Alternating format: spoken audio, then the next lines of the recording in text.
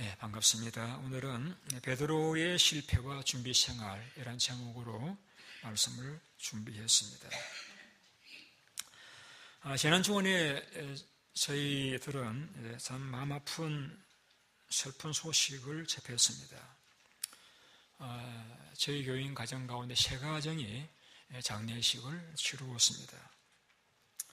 어느 가정인들 슬프지 않겠습니까마는 특별히 우리 사랑하는 이호원 목사님, 갑자기 세상을 떠나시고 한 일들 때문에 우리 모두의 마음이 참 무겁고 슬펐던 것을 부인할 수가 없습니다. 우리가 기대하건대는 좀 더 계셔서 더 일할 수 있었으면 하는 그런 바람이 있었는데, 우리 예상보다도 항상 하나님은 모든 일들을 아름답게 하시는 분이시기 때문에 우리가 하나님의 선하심과 섭리를 믿기 때문에 우리가 좌절하지는 않습니다만은 상을 당한 유족들에게는 얼마나 충격이 컸을까 하는 그러한 생각을 많이 가집니다. 아마 지금도 목사님 돌아가셨다는 사실이 실감이 되지 않아 가지고 아마 평일 오후가 되면은 이제 문을 열고 들어오면서 여보 그렇게 부르시는 것 같은 그런 느낌을 갖지 않으실까, 그런 생각을 가져봅니다. 우리 모두의 바람은 상을 당하신 우리 목사님 가정이나 또 우리 찰스의 가정이나 우리 hen님 가정들이 이제는 빠른 시간 안에 혹 그동안 보이는 어떤 대상을 의지하고 살아왔다라고 하면은 이제는 우리 곁에 영원히 떠나지 아니하시고 또 우리를 사랑하시는, 또 우리의 모든 일들을 결과적으로 우리 유익되게 하시고 축복하게 섭리하시는 하나님만을 바라보시면서 침착하게 또 믿음으로 잘 살아가시기를 우리는 모두가 바라고 기도드리고 있는 것입니다. 지금은 우리가 이해하기에 어려운 부분이 없지 않지만은 훗날 우리는 하나님이 우리를 긍휼히 여겨주셨다, 하나님께서 우리를 축복하셨다라는 그러한 은혜로운 간증들을 들을 수 있기를 기대해 보는 것입니다. 우리 인생은 우리가 생각하지 못했던 그러한 많은 일들이 우리에게 일어난다는 사실을 우리는 부인할 수가 없습니다. 우리는 우리 인생을 살아가면서 우리는 최대한 모든 상황 가운데서 준비를 잘 함으로써 우리가 어려움을 만나서 오히려 찬 바람이 배로 하여금 또 힘있게 바다를 향해 나아가게 만드는 것과 같이 어려운 일들이 우리로 하여금 하나님을 더 많이 경험하고 하나님을 더 친근히 함으로써 하나님의 그 선하심과 인자하심을 더 깊이 체험할 수 있는 그런 기회가 될 수 있기 위해서 우리는 믿음을 잘 준비하는 그런 지혜로운 분들이 되셔야 되겠습니다.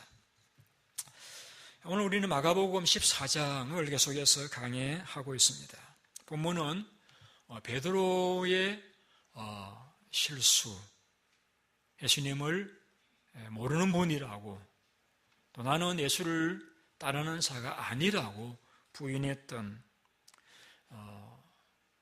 그로서는 참 인생에 큰 오점을 남기는 그러한 사건을 기록한 내용을 함께 보셨습니다. 그가 예수님을 내가 모르는 분이라고 이야기함으로써 또한 나는 예수님을 따르던 자가 아니었다라고 말함으로써 그가 자신의 한 몸은 지켰을 수 있을지 모르지만은 그 가지고 있었던 제자 베드로의 이미지는 추락하고 그는 오고 오는 세대에 부끄러운 오점을 남기는 자가 되고 말았던 것입니다. 그러나 다행스러운 것이 있다라고 하면은 그는 다시 믿음을 회복했습니다.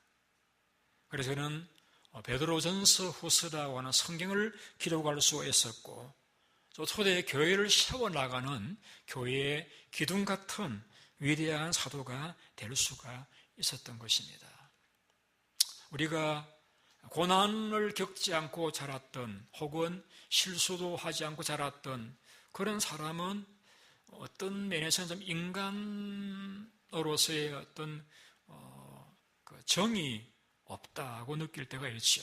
그러나 실수도 하고 넘어지기도 하고 고난을 겪었던 분들과 교제하다 보면은 뭔가 통하는 것과 같은, 이분 같으면은 내 마음을 이해할 수 있을 것 같은 그런 생각을 가지게 되지 않습니까? 베드로가 그러한 인물이라고 생각을 합니다. 오늘 아시면은 베드로가 왜 넘어지셨는지, 또 어떻게 그는 회복될 수 있었는지 살펴보면서 우리 역시 하나님의 음성을 듣기를 원합니다. 우리 54절 같이 한번 먼저 읽어보시겠습니다. 같이요. 시작. 베드로가 예수를 밀치기 따라 대지상 십더랑까지 들어가서 아래 사람들과 함께 앉아 불을 쬐더라. 저는 이제 설교를 준비하면서 본문을 여러 차례 일섬 읽으면서 그 상황을 제 머리에 그려봅니다. 그러다가 제가 이 54절을 읽으면서 마음이 좀 섬뜩했습니다. 왜냐하면 베드로가 지금 어디 있는가 하면은 대제사장의 집 뜰 안까지 들어가서 그 대제사장의 집에 사람들이 불을 쬐고 있는 그 자리에 함께 앉아서 불을 쬐고 있다는 것이죠. 여러분, 우리가 잘 알잖아요. 지난 설교도 설교했기 때문에 예수님이 지금 이 대제사장 집에 잡혀가 계십니다. 그리고 이 대제사장은 예수님을 죽이겠다는 목적을 정해놓고 지금 많은 거짓 증인들을 불러다가 예수님을 죽일 제목을 만들고 있는 그런 상황입니다.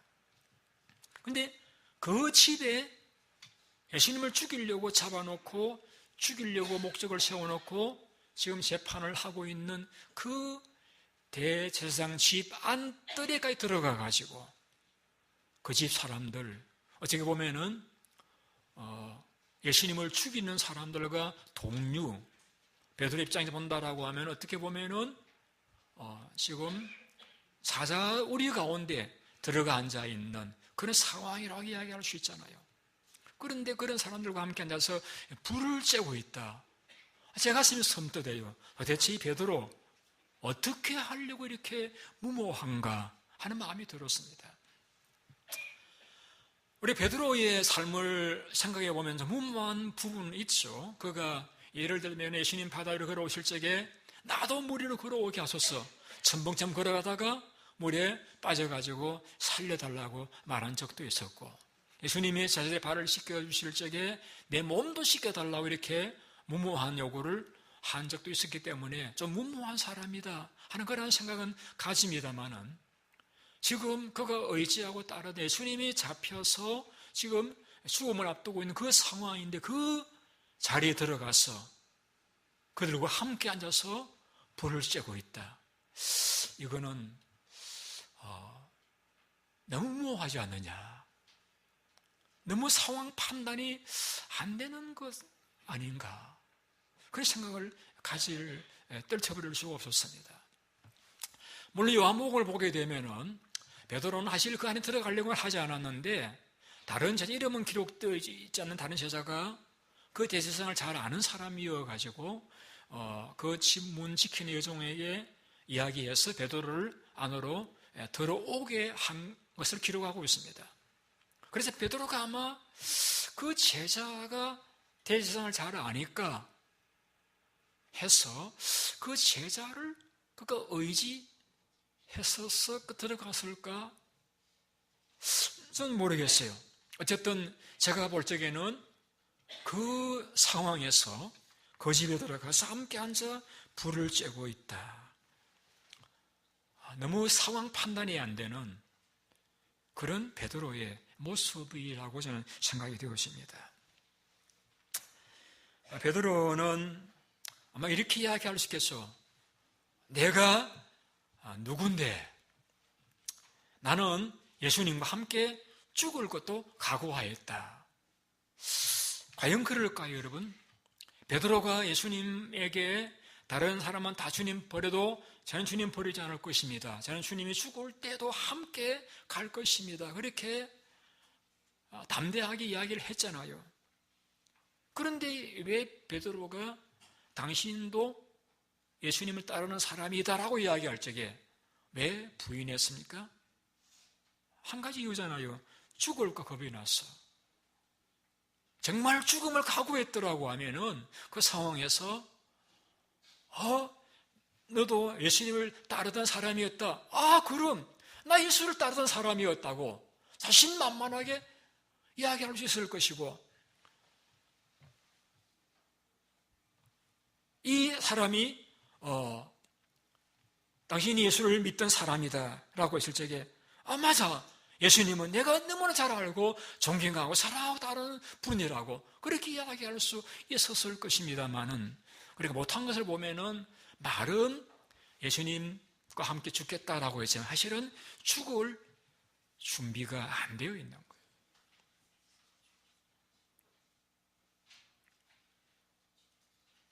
더구나 겟세마네 동산에서 예수님께서 베드로를 지목하면서 시몬, 시험에 들지 않게 깨어있어 기도하라고 했잖아요.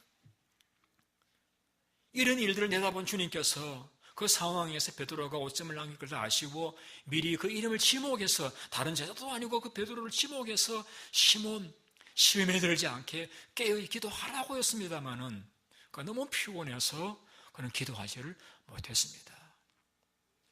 상황에 대한 예상, 죽음에 대한 준비, 그 환난의 상황에서 그가 어떻게 할 것인지 전혀 준비되지 않고 자신을 과신하다가 그는 부끄러운 오점을 남기는 제자가 되고 말한 것입니다.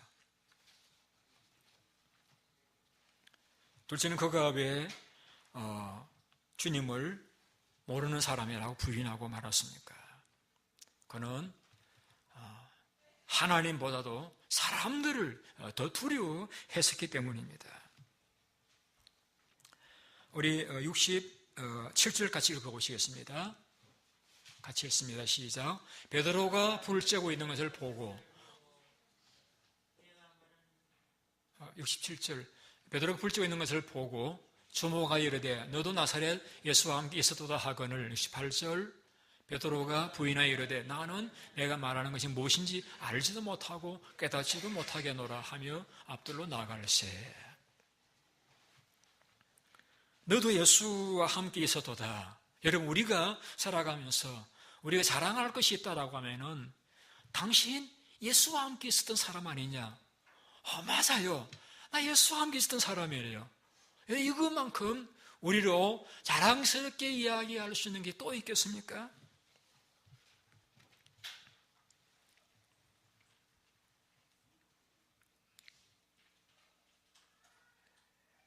나는 이 사람을 알지 못하노라. 이런 말보다 나는 예수를 아는 사람이라고. 나는 예수가 누구인지를 알고, 나는 예수를 사랑한다고, 나는 예수가 좋다고. 여러분, 이 말보다도 우리가 고백할 수 있는 더 아름다운 말이 또 있겠습니까? 그런데 부끄럽게도 베드로는 자신이 예수님과 함께 있었던 사람이라고 하는 사실에 대해서 부인했습니다. 그리고 그 앞에 계신 예수님을 가리키면서 나는 이 사람을 내가 알지 못한다 라고 부인했습니다. 왜 그랬습니까? 하나님보다도 사람을 두려워했기 때문입니다. 거짓말이죠. 거짓말한 것입니다. 여러분, 우리가 어떤 상황에서 물론 계획적으로 거짓말하는 경우도 있지만은 어떤 상황에 사실도 모르게 거짓말하는 그런 경우가 있을 수 있습니다. 그런 경우라고 이야기할 수 있겠죠. 그러나 그런 상황이라 할지라도 정말 베드로의 마음속에 입으로 하나님을 믿는다라고 시인하는 것, 반대로 입으로 하나님을 나는 모르는 사람이라고 부인하는 것이 엄청난 결과를 가져온다는 걸 알았더라고 하면은 그는 그렇게 하지 않았을 것입니다. 예수님이 이렇게 우리에게 가르쳐 주셨습니다. 만일 우리가 예수님을 모른다고 부인을 하게 되었으면은 주위의 사자들 앞에서도 우리를 부인할 것이라고 했습니다. 그러면 그 주위의 사자들은 어떤 사자들일까요? 아마 제가 생각해 볼 적에 예수님, 이 사람이 왔는데 지옥 끌고 갈까요? 천국으로 모셔 올릴까요? 이렇게 예수님의 말씀에 따라 수종드는 사자들이지 않겠습니까? 근데 그 상황에서 주님 모른다라고 말한 사람들은 예수님께서 그때 아마 그 사람이 이렇게 이야기하겠죠. 예수님, 저 있잖아요. 저 교회 나왔거든요. 저 예수를 믿었거든요. 그렇게 했다 할지라도 그분이 어떤 상황에서 자기 살겠다고 예수님을 모른다라고 부인했다라고 하면은 주님이 그 자리에서 나 그 사람 모르는 사람인데 아마 그러실 거예요. 그 말입니다. 주님께서 주의 사자들 앞에서 모르겠다고, 모르는 분이라 사람이라고 부인하시겠다고 말씀했습니다. 언제 우리가 위급의 상황이라고 해서 생명을 걸어야 될 상황이라고 해서 예수님을 모르는 분이라고, 나는 예수와 함께 있었던 자가 아니라고 부인한다고 하면 그런 결과가 올 것이라고 주님께서 우리에게 경고하셨잖아요. 그걸 깊이 생각했더라고 하면은 아무리 죽을 상황이라 할지라도 베드로는 맞아, 나는 예수님과 함께 있었던 사람입니다. 그렇게 그가 자신에게 말할 수 있었지 않겠는가 하는 것이죠. 바울은 로마 10장에 이렇게 말씀했습니다. 너가 만일 입으로 예수를 주로 시인하고 하나님께서 그를 죽은 자 가운데 살리신 것을 마음으로 믿으면 구원을 얻을 것이다. 이걸 뒤집어 이야기하면은 우리가 마음으로 예수를 믿는다 할지라도 입으로 나는 예수를 믿습니다라고 시인하지 아니한다라고 하면은 구원을 받을 수가 없다는 것입니다. 여러분, 시인함으로 부부가 성혼이 되어지고 시인함으로 세례를 받게 되어지고 시인함으로 구원이 되어진다라고 생각할 적에 입으로 시인한다는 것이 얼마나 큰 일이며 입으로 부정한다는 것이 얼마나 무서운 일인가를 우리는 생각하지 않을 수가 없는 것입니다. 그런데 베드로가 왜 부인했습니까? 그는 사람들이 더 두려웠기 때문입니다. 상황이 두려웠기 때문입니다. 예수님은 누가복음 12장에서 어떻게 우리가 이 두려움을 극복할 수 있는가를 말씀하시면서 이렇게 말씀했습니다. 몸은 죽일 수 있으나 그 후에 능히 더 못하는 자들을 두려워하지 말고 죽인 후에 지옥에 던져 넣는 권세를 가지신 하나님을 두려워하라고 했습니다. 우리가 사망이라는 게 복잡한 게 아니에요. 우리 영혼이 몸과 함께 있다가 우리 영혼 몸에서 뭔가 떨어지는 게 사망입니다. 그래서 주님 나라에 들어가는 게 사망이에요. 사망은 보는 각도에 따라서 참 우리 기쁜 일, 새로운 영원한 삶에 출발할 수가 있는 거예요. 그런데 그 상황에서 우리로 영혼으로 몸에서 떨어지게 만들 수는 있을지 모르지만은 우리를 지옥에 던지는 그 하나님을 우리가 두려워한다라고 하면은 우리는 사람들에 대한 권세와 두려움을 이길 수가 있다는 것입니다. 그리고 이런 말씀드렸습니다. 한 참새 5마리가 두 아선에 팔리는 것이지 않느냐. 그러나 하나님은 그 참새까지도 기억하셨다라고 했습니다. 또 이렇게 표현했습니다. 너희들 머리털까지도 다 카운트하신 하나님이라고 했습니다. 참새보다 더 존귀한 우리 머리털까지도 카운트하시는 그 하나님이 우주를 다스리시고 계신다는 것을 우리가 믿는다라고 하면은 우리는 사람들을 두려워하는 데서 벗어날 수가 있다는 것입니다. 우리가 왜 두려워합니까?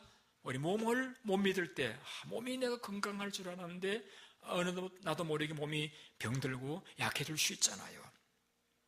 내가 사람을 의지했는데 그 사람이 마음은 원인이지만 우리를 돕지 못할 때가 있잖아요. 이렇게 우리의 상황에서 내가 나도 모르게 기대고 그가 가진 것들을 의지했던 그러한 것들이 그게 아니네라고 여기는 그런 상황이 있잖아요. 그러다 보니 우리 마음속에 두려움을 가지게 되어지는 것입니다. 그러나 영원히 우리를 떠나지 아니하시고 우리 머리들까지 세시고 우리가 뭔가 분리되어질 적에 영원한 천국의 문을 열어놓으시고 우리를 그 천국에 들어가게 하시는 그 하나님을 바라보고 의지하고 그 약속을 신뢰한다라고 하면은 우리는 두려움을 이기는, 극복하고 담대하게 살아갈 수 있는 자가 되어질 것입니다. 저는 이렇게 약속했습니다. 하나님께로부터 난 사람들은 세상을 이기느니라. 세상을 이기는 승리 이것이니 우리의 믿음이니라. 주님을 전능하신 하나님으로 모든 일들을 다스려 통치하시는 하나님으로 믿는다라고 하면은 우리는 두려움을 이길 수가 있다라고 했습니다. 세 번째, 왜 베드로가 실패했습니까? 주님의 경고를 가볍게 기전으로 들었기 때문입니다. 72절을 같이 읽어보시겠습니다. 같이 읽습니다. 달기 곧 두 번째 울더라. 이에 베드로가 예수께서 자기에게 하신 말씀, 곧 달기 두 번 울기 전에 내가 세 번 나를 부인하리라 하심이 기억되어 그 일을 생각하고 울었더라.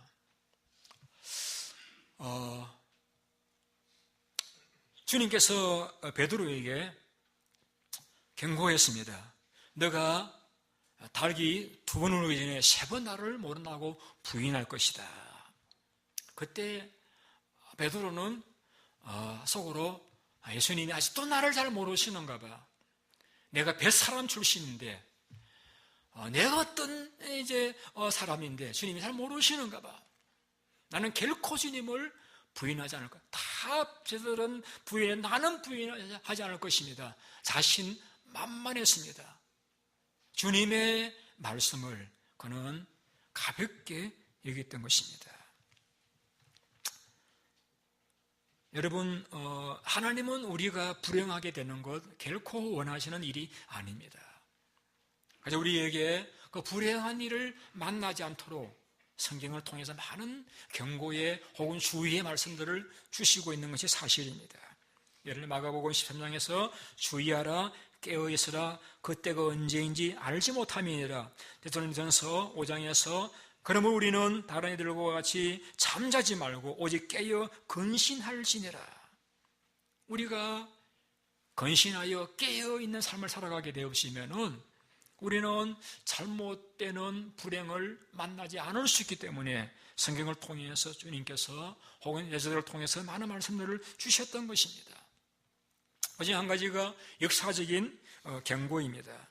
우리가 구약을 보게 되어지면은 고린도 10장에서 구약을 언급을 하면서 이스라엘 백성 애굽에서 출애굽했습니다. 그리고 광야를 지나갑니다. 하나님께서 그래서 어떻게 돌보시는가 하면은 홍해를 가르시고 진행하게 하셨고 광야에서 낮에는 구름 기둥으로 그들을 서늘하게 만드셨고 밤엔 불 기둥으로 따뜻하게 보호해 주셨고 아침에는 만나로서 낮에는 또 메추라기로서 그들에게 필요한 것을 공급해 주셨고 바위를 깃들여 상처를 터뜨려 그들로 마시게 해주셨습니다. 옷도 헤어지지 않고 신발도 떨어지지 않도록 그들을 지켜주셨습니다. 40년 동안. 그런데 여러분, 그 광야 생활에서 장년 가운데서 몇 명이 가나안에 들어갔죠? 단 2명입니다. 여호수아와 갈렙밖에 못 들어갔습니다. 왜 59만 9,998명은 광야에서 다 죽고 말았습니까? 몇 가지 제목을 고린도 10장에서 말씀하고 있습니다. 그들은 우상 숭배의 죄에 빠졌습니다. 그들은 또 간음죄를 지었습니다. 그들은 또 하나님을 원망했었습니다. 그래서 이러한 시들을 언급하면서 너희들은 인생의 광야에서 어려운 일 만날 적에 하나님께 원망하지 말아라. 하나님을 믿고 오히려 감사해라. 너희들은 하나님만 의지하고 신뢰하여야지 어떤 재물이나 어떤 것들을 하나님처럼 기대거나 여기거나 의지하지 말아라. 너희들은 하나님 앞에 정결한 삶을 살아갈지언정 없는 죄를 범하지 말아라. 이런 역사적 사건을 통해서 경고하시는 것을 읽어보게 되었습니다. 또 한 가지는 우리의 상황입니다. 우리의 삶에 일어나는 일들을 통해서 우리에게 경고의 메시지 주시는 경우가 있습니다. 예를 들면 예수님에게 제자들이 와가지고 예수님, 빌라도가 제자들이라는 사람들을 죽여서 그 피를 제물에 섞었습니다. 그들이 죄가 많아서 어떤 죄를 지었기에 이렇게 죽었죠? 라고 했을 때 주님이 이렇게 말씀했습니다. 그들이 너희보다 죄가 많아서 그런 일을 당한 줄 아느냐? 너희들도 회개하지 않으면 똑같이 망할 수 있다라고 했습니다. 자, 우리가 살아가는 삶에 우리는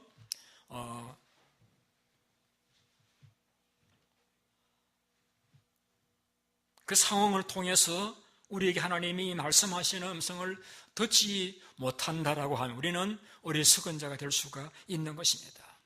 그 상황에서 하나님께서 우리에게 뭘 말씀하고 계시느냐? 그 상황에서 하나님 우리를 향해서 내가 너를 사랑하노라고 말씀하실 수 있고, 너는 나를 바라보라고 말씀하실 수 있고, 너는 하나님에게 부르짖으라고 말씀할 수 있는데, 우리는 그 상황에서 내게 하시는 말씀을 듣지 못한다라고 하면은 우리는 잘못된 삶을 살아갈 수가 있는 것입니다. 우리는 우리 상황에서 하나님이 내게 말씀하시는 말씀을 잘 듣고 순종한다라고 하면은 우리는 소망이 있는 그런 삶을 살아갈 수가 있을 것입니다. 자, 마지막 어떻게 해서 베드로는 회복되었습니까? 물론 당연히 제가 지난번에 말씀드렸던 예수님의 기도 때문입니다. 예수님께서 그 베드로를 위해서 기도하셨잖아요. 내 믿음이 떨어지지 않기를 위해서 내가 기도하였노라라고 했습니다. 근데 오늘 이 시간에는 제가 베드로 입장에서 한번 생각을 해보고자 합니다. 베드로가 회복될 수 있었던 것은 그가 자신의 잘못을 인정하고 반성하고 뉘우치고 회개하였었기 때문입니다. 여러분, 예수님 팔아버렸던 가룟 유다의 죄와 예수님을 모르는 분이라고 부인했던 베드로의 죄, 둘 다 큰 죄들입니다. 그런데 가룟 유다는 자살함으로써 그 인생이 불행하게 끝나버렸지만은 베드로는 위대하게 재기했습니다. 위대한 사도로서 그는 성경을 기록하고 교회를 세우는 위대한 로마 교회의 지도자가 되었습니다. 자, 무엇이 그는 차이를 가져왔습니까? 베드로는 자기의 잘못을 변명하지 않았습니다. 이렇게 말할 수 있잖아요. 나는 다른 제들처럼 비겁하게 도망가지 않았다. 나는 나 혼자이지만은 주님을 잡으러 왔던 로마 군병들과 칼을 들고 싸웠다. 그래서 제사장의 종 말고의 귀를 베었다. 나는 주님 잡혀가는 시간에 도망가지 않고 끝까지 따라가서 그 안에까지 나는 들어가 있었다. 얼마든지 그렇게 이야기할 수 있잖아요. 그런 측면에 보면 베드로는 정말 믿음직한 사람이고 훌륭한 분이라고 이야기할 수 있잖아요. 그런데 여러분, 베드로는 그렇게 말한 적이 없습니다.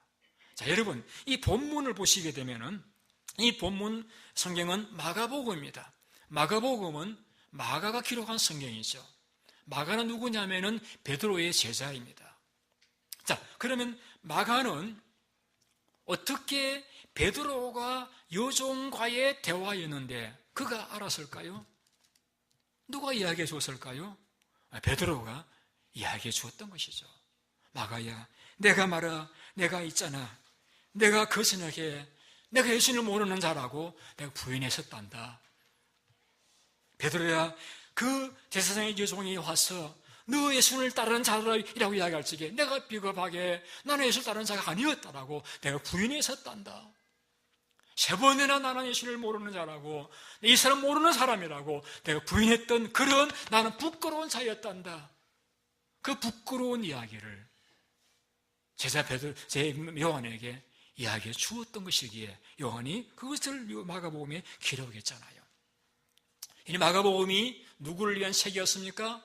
마가복음은 로마인들을 위해서 기록한 책이잖아요. 로마 교인들은 베드로가 이 땅에 있을 적에 뭘 했던지 모르는 사람들이에요. 다만 베드로가 훌륭한 믿음의 지도자인 걸 알고 그를 존중하고 존경하는 사람인 것이에요. 그래서 믿음의 아버지인 베드로를 위해서 마가도 베드로를 좀 미화시키고 싶은 마음도 없지 않겠어요? 그런데 마가도 본문에서 베드로를 결코 미화시키지 않았습니다. 그리고 그가 들었던 그대로 사실 그대로 기록했습니다. 무엇입니까? 베드로가 생각하고 울었더라라고 했는데 다른 복음서에서는 그가 통곡했더라. 그가 회개했더라는 것이죠. 회개했더라. 자기가 자신만만하여서 하나님을 의지하고 안고 있다가 그가 넘어졌던 사실들, 주님의 경고를 들으면서도 기도하지 않아서 그가 능력받지 못해서 그 상황을 담대히 기인하지 못했던 그 부끄러운 사실들을 인정하고 자백하고 하나님 앞에 용서를 구하고 고백했던 그 사실들, 그가 회개했던 사실들을 기록하고 있는 것입니다. 여러분, 사람이 어떻게 하면은 회복될 수 있습니까? 내가 인간인 걸 알면 회복될 수 있어요.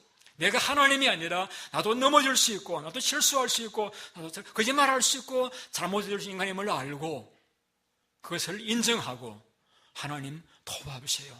하나님의 저를 붙들어 주시지 아니하시면 저는 얼마나 넘어질 수 있는 자입니다라고 주님 앞에 겸손히 무릎 꿇을 수 있는 그런 자는 하나님이 사용하십니다. 다시 깨끗게 하시고 다시 능력을 주시고 용맹케 하셔서 위대한 인물로 베드로와 같이 쓰시는 것이 하나님의 은혜요 자비요 축복인 것입니다. 만약 우리가 다른 사람 핑계하고 내 자신을 은폐하고 회개하지 아니하고 가룟 유다와 같이 교회와 무리를 주님을 떠나버린다라고 하면 우리는 소망이 없는 거예요. 베드로는 주님을 떠나지 않았습니다. 교회를 떠나지 않았습니다. 자기를 감추거나 핑계하지 않았습니다. 정직하게 자백하고 고백하고 회개하고 눈물로 반성하고 뉘우치고 주님께 나아갔고 주님은 그를 귀히 여기셔서 받아주셨고 용서해 주셨고 그에게 말씀해 주었습니다. 예루살렘을 떠나지 말고 약속한 성령을 기다리라 라고 말씀을 주셨는데 그 약속의 말씀을 부여잡고 베드로는 예루살렘을 떠나지 않았습니다. 기도했습니다. 성령 오신 줄 날 능력 받았습니다. 그는 위대한 사도로서 담대하게 복음을 전하는 위대한 인물로 거듭날 수가 있었던 것입니다. 말씀을 마치고자 합니다. 저도 때로 이렇게 두려움이 저를 엄습할 때가 있습니다. 꿈 가운데에서 어떤 때는 제가 많은 교인들이 나온 자리에서 설교를 하고 이렇게 올라갔는데 보니까 원고를 안 가지고 온 그런 일도 있었고요. 혹은 또 어떤 상황이 다 기억이 나지 않는데 제가 거의 죽을 지경에 그렇게 처했는데 깨보니까 꿈인 그런 경우도 있었어요.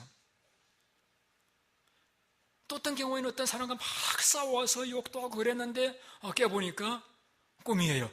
참 다행이다. 다행이다. 제가 왜 다행이라고 생각하죠? 그것이 꿈이었기 때문에, 현실이 아니었기 때문에, 또 다른 면에서는 내가 잘할 수 있는 기회가 있다. 사실 때문에 제가 참 다행스럽게 생각했던 적이 있었습니다. 여러분, 오늘 우리가 살아있다는 것이 축복입니다. 왜? 이것은 우리에게 다시 잘할 수 있는 기회가 주어져 있다는 것이잖아요. 더 이상 내가 자신을 의지하지 않고 하나님을 의지하며 살아갈 수 있는 기회가 주어져 있어요. 이제 내가 하나님 앞에 기도할 수 있는 기회가 주어져 있다고 하는 것. 아니, 내가 살아있다는 것은 내가 죽음의 준비를 할 수 있는 기회가 주어져 있다고 하는 것. 이제 더 이상 주의 말씀을 내가 귀담아 듣지 않고 귀담아 들을 수 있는 그리고 순종할 수 있는 기회가 주어져 있다는 것. 이게 우리의 큰 축복입니다, 여러분. 아마 여러분 가운데서 오늘 본문을 보시면서 나는 베드로가 아니니까 나는 괜찮아. 그렇게 여러분 생각하시는 분 계시겠습니까?